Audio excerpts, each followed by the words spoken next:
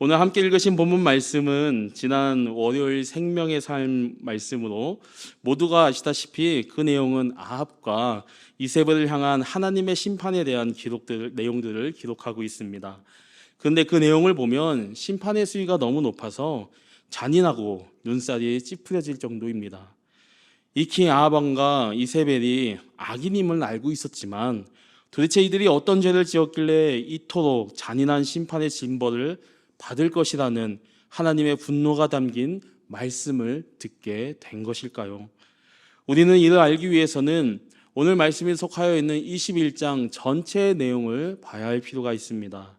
오늘 함께 읽지는 않았지만 열왕기상 21장 1절에서 16절까지는 아합이 종교의 허울을 쓰고 하나님께서 정한 토지의 규례를 어기면서까지 간악한 방법을 동원하여 나봇을 살해하고 그의 포도원을 탈취하는 장면이 나옵니다. 그런데 여기서 우리가 알아야 하는 것이 있습니다. 그것은 아합이 차지한 나봇의 포도원 땅이 사실 땅 이상의 가치를 가지고 있는, 그 이상의 의미를 가지고 있는 땅이었다는 것입니다. 아시다시피 가나안 땅은 출애굽 이후에 하나님의 언약에 따라 40년 만에 얻게 된 정착하게 된 땅이었습니다. 그들은 가나안 땅을 취하며 자신들이 하나님의 언약 안에 있다는 것을 확신할 수 있었습니다. 또한 그런 그들과 그들의 후손들은 그 가나안 약속의 땅의 거함을 통하여서 자신들이 하나님의 백성임을 계속적으로 각인하였을 것입니다. 이처럼 가나안 땅이란 그저 단순한 삶의 터전을 넘어서 하나님과 이스라엘 백성들과의 약속의 상징이며 자신들이 누구에게 속하여 있는가를 드러내는 상징과도 같았습니다. 레위기 말씀에서는 이를 이렇게 말씀하고 있습니다. 레위기 25장 23절 말씀입니다. 토지를 영구히 팔지 말 것은 토지는 다 내 것임이니라. 너희는 거류민이요 동거하는 자로서 나와 함께 있느니라. 아멘. 그러하게 가나안 정복 정착 후에 골고루 분배된 토지는 한 개인이 마음대로 사고 팔 수 있는 것이 아니었습니다. 그런데 나봇의 포도원은 열왕기상 21장 1절에 나오듯이 이스라엘 지역에 있었던 땅이었고, 이스라엘은 가나안 땅의 한복판에 있는 땅이었습니다. 이러하였기에 설사 그 땅을 매매하고자 하는 사람이 있을지라도 그 사람이 한 나라의 왕이라고 하여도 하나님과 언약으로 맺어진 땅을 함부로 취하여서는 안 되는 것이었습니다. 하지만 아합은 오직 욕심에 눈이 멀어서 끝내 나봇을 죽이고 그의 포도원을 탈취하게 됩니다. 그런데 여러분, 이것만 하여도 하나님 앞에서 큰 죄인데 아합에게는 이것보다 더 큰 죄가 있었습니다. 그것은 하나님의 말씀과 언약을 자신의 욕심을 채우기 위한 수단으로 사용하였다는 것입니다. 열왕기상 21장 10절 말씀입니다. 불량자 두 사람을 그 앞에 마주 앉히고 그에게 대하여 증거하기를 내가 하나님과 왕을 저주하였다 하고 곧 그를 끌고 나가서 돌로 쳐 죽이라 하였더라. 하나님을 저주하면 돌로 쳐 죽이라는 율법은 레위기 24장에 하나님께서 모세에게 하신 말씀입니다. 하나님의 언약을 상징하는 땅을 자신의 욕심을 채우기 위해 빼앗은 것도 큰 죄인데 아합은 그것을 넘어 말씀을 죄를 짓기 위한 수단으로 사용하고 있는 것입니다.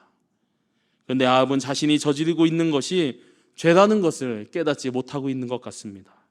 나봇이 죽자마자 기뻐하며 그 포도원을 차지하러 내려가는 아합의 모습을 보아도 그가 얼마나 죄에 대하여 무지하였는지를 우리는 알 수가 있습니다. 이에 하나님께서는 즉시 선지자 엘리야에게 임하시어 사마리아에 있는 아합 왕을 만나 심판이 있을 것이라 전하라 말씀하십니다. 오늘 본문 말씀 열왕기상 21장 21절 말씀입니다. 여호와의 말씀이 내가 재앙을 내게 내려 너를 쓸어버리되 내게 속한 남자는 이스라엘 가운데 매인자나 노인자를 멸할 것이요. 요즘 유행하는 영화나 드라마처럼 아합 왕의 심판은 너무나도 당연한 듯이 보입니다. 오히려 어떻게 심판을 받을지 기대가 될 정도입니다. 그런데 여기서 뭔가 이해가 되지 않는 반전이 일어납니다. 하나님께서 갑자기 아합을 향한 심판의 마음을 바꾸신 것입니다. 심판을 아합의 자손으로 연계하시며 아합에게 직접 심판하지 않겠다 말씀하신 것입니다. 뭔가 찝찝하거나 답답하지 않으신가요? 요즘 유행하는 드라마나 영화라면 지금 이 시점에 아합에게 그에 합당한 심판이 있어야 뭔가 속이 후련할 텐데 말입니다. 그런데 말씀은 역시 드라마나 영화가 아닌 것 같습니다. 진짜로 하나님께서 심판을 연기하신 것입니다. 하나님께서 심판이 연기하신 이유를 이렇게 말씀하고 계십니다. 오늘 본문 말씀 열왕기상 21장 27절 말씀인데요. 함께 읽겠습니다. 시작. 아합이 이 모든 말씀을 들을 때 그의 옷을 찢고 굵은 배로 몸을 동이고 금식을 하고 굵은 배에 누우며 또 풀이 죽어 다니더니. 아멘. 옷을 찢고 굵은 배로 몸을 동이고 금식을 하는 모습은 성경에서 회개의 모습을 말할 때 자주 보이는 표현입니다. 즉 아합이 이러한 모습을 보였다는 것은 아합이 자신이 한 것들이 드디어 죄라는 것을 깨닫고 순간 회개하였다는 것입니다. 회개를 하였다는 거예요. 물론 그의 회개는 일시적이었지만 그때만큼 그의 마음은 진실된 것으로 보입니다. 하지만 그렇다고 하여도 이해가 되지 않는 것은 마찬가지입니다. 아합은 열왕기상 21장 25절 말씀에서도 나오듯이 예로부터 아합과 같이 그 자신을 팔아 여호와 앞에서 악을 행한 자가 없다고 말할 정도로 악인 중에 악인이었습니다.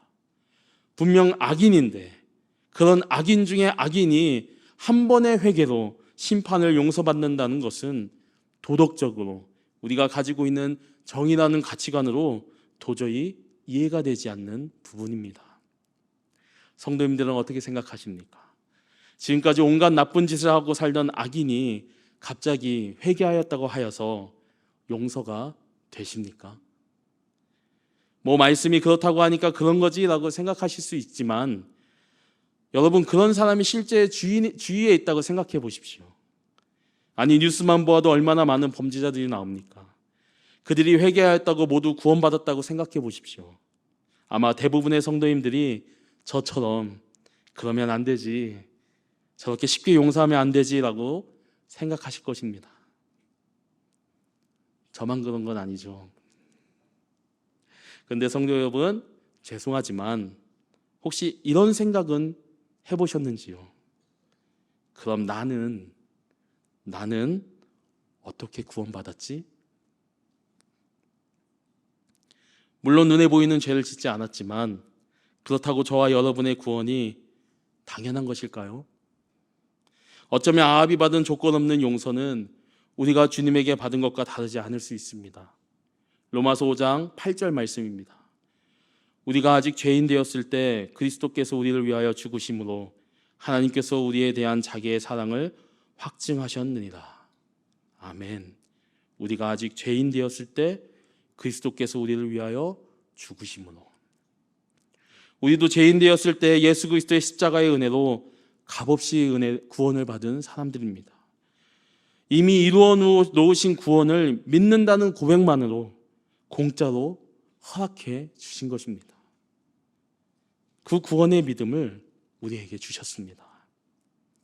공짜로 받은 선물과 같은 이것을 우리는 두 글자로 은혜라고 합니다. 맞습니다. 우리는 은혜로 구원받은 사람들입니다. 다른 종교에서는 도덕적인 일로 정의로운 일을 많이 해야 그것이 조건이 되어 구원받고 천국에 간다고 말을 합니다. 하지만 하나님의 말씀은 구원에 있어 우리에게 필요한 것은 도덕도 아니고 정의도 아니고 오직 예수 그리스도께서 십자가에서 이루신 은혜라고 말씀하고 있습니다. 이를 로마서와 에베소서에서는 이렇게 말씀하고 있습니다. 먼저 로마서 11장 6절 말씀입니다. 만일 은혜로 된 것이면 행위로 말미암지 않음이니 그렇지 않으면 은혜가 은혜되지 못하느니라. 에베소서 2장 5절 말씀입니다. 허물로 죽은 우리를 그리스도와 함께 살리셨고 너희는 은혜로 구원을 받은 것이라. 아멘. 구원의 조건에는 지금까지 어떻게 살아왔느냐는 없습니다. 지금까지 도덕적으로 살았느냐, 얼마나 정의로웠느냐는 없습니다. 오직 믿는 자에게 은혜로 구원을 주시는 것입니다. 아멘이십니까? 아멘. 물론 회개할 때 값없이 주어지는 은혜라고 하여서 이 회개하는 것이 쉬운 것이라고 말씀드리는 것은 아닙니다. 오늘 본문 말씀에서 아합은 회개하였고 그 심판은 그의 자녀에게 내려갑니다. 오늘 본문 열왕기상 21장 29절 말씀입니다. 함께 읽기 원합니다. 다시 한번 읽겠습니다. 시작.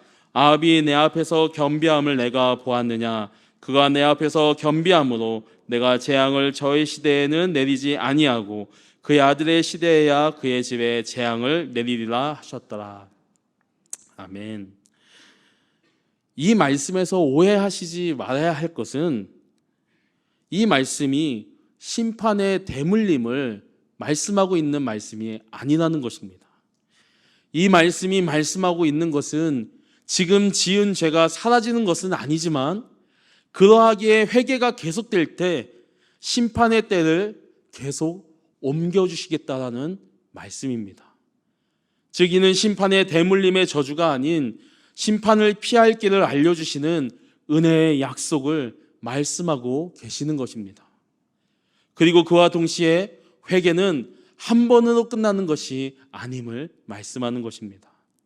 사랑하는 성도 여러분, 회개의 고백은 한 번의 기도로 끝나는 것이 아닙니다. 회개는 계속되는 기도를 통한 죄의 고백과 함께 우리의 삶 속에 지속적으로 보여야 하는 것입니다. 이는 마태복음 6장 예수님께서 가르쳐 주신 기도를 통해서도 우리는 알 수가 있습니다. 예수님은 우리가 기도할 때 항상 이렇게 기도하라 가르쳐 주십니다. 마태복음 6장 12절 말씀입니다. 우리가 우리에게 죄 지은 자를 사하여 준 것 같이 우리 죄를 사하여 주시옵고. 아멘. 예수님께서 기도를 가르쳐 주실 때 회개의 내용을 넣으신 것은 우리에게 지속적으로 회개하여야 함을 말씀하신 것과 같습니다. 우리는 살면서 어쩌면 회개를 하는 동안에도 계속되는 삶의 실패와 넘어짐, 그리고 다시 일어섬을 경험할 것입니다. 하지만 그러한 상황이라고 하여서 그럼에도 회개하는 것을 포기해서도 그리고 잊어서도 안 되는 것입니다. 이번 주 테마 예배 때 간증하셨던 성솔나무 플루리스트께서 어메이징 그레이스를 연주하시면서 그 곡을 작사하신 존 뉴튼 목사님이 목사가 되기까지의 과정을 짧게 요약해서 말씀해 주셨습니다. 사실 존 뉴튼 목사님께서 회개하며 목사님이 되기까지는 그리 쉽지는 않았습니다. 그는 17살 때 해군으로 복무 중에 여자를 만나서 탈영을 합니다. 12개월 동안 잡혀서 12개월 동안 감옥 생활 후에 불명예 퇴역을 하게 됩니다. 그 후에 그는 노예를 나르는 악명 높은 노예선의 선원으로 자원하여 배를 타게 됩니다. 4년 후에 23살 때 그 노예선의 선장이 되었습니다. 생각해 보십시오. 불과 4년 만에 그 어린 23살이 사람을 잡아 팔아넘기는 노예선의 선장이 되기까지 얼마나 거칠고 악한 일들을 많이 했겠습니까? 그런데 재밌는 것은 반대로 존 뉴튼 목사님 또한 노예선을 타고 노예를 잡으러 다니다가 아프리카의 부족에게 붙잡혀서 그 부족의 여왕의 노예를 몇 년 동안 했다고 합니다. 그러면 역지사지를 경험하였기에 좀 변할 만도 한데 그 후로 그는 계속 노예선의 선장의 역할을 합니다. 그러던 어느 날 아프리카에서 노예를 싣고 날르던 런던으로 돌아오던 중 노예선에서 엄청난 폭풍을 만나게 됩니다. 폭풍은 무려 11일 동안 계속되었고 물을 퍼내며 사투를 벌이며 자신의 무력함을 깨달았다고 합니다. 생명을 포기하려던 그때 자신을 위해 기도하던 어머님이 생각났고 그 즉시 무릎을 꿇고 회개함으로 그 폭풍호 속에서 은혜로 목숨을 건졌다고 이야기하셨습니다. 그럼 그 후에 그는 노예선의 선장을 그만뒀을까요? 아닙니다. 그는 노예선의 선장을 그래도 그만두지 않았습니다. 그는 큰 병을 얻고서야 노예선의 선장을 그만둡니다. 훗날 은혜로 목사가 된 존 뉴튼 목사님은 노예선에서 일할 당시 자신의 악행에 괴로워하며 그는 평생 회개하며 살았다고 합니다. 평생. 존 뉴튼 목사님의 인생의 말미에 동료들과 친구들에게 유언처럼 이런 말을 하셨대요. 나의 기억은 점점 사라져 갑니다. 그러나 나는 두 가지만은 기억합니다. 하나는 내가 엄청난 죄인이었다는 것이고 다른 하나는 그리스도는 위대한 구세주라는 것입니다. 사랑하는 성도 여러분, 회개는 한 번으로 끝나는 것이 아닙니다. 어쩌면 평생 해야 하는 것일지도 모릅니다. 물론 어려울 것입니다. 하지만 그렇다고 하여서 두려워하거나 회개하는 것을 포기하고 잊어버리시지 않으시길 부탁드립니다.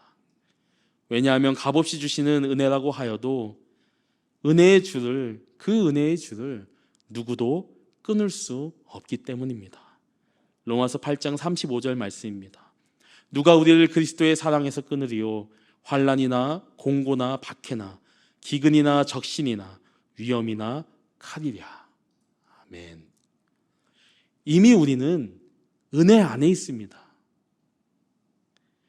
그래서 회개를 통하면 우리는 그 은혜를 받을 수 있습니다.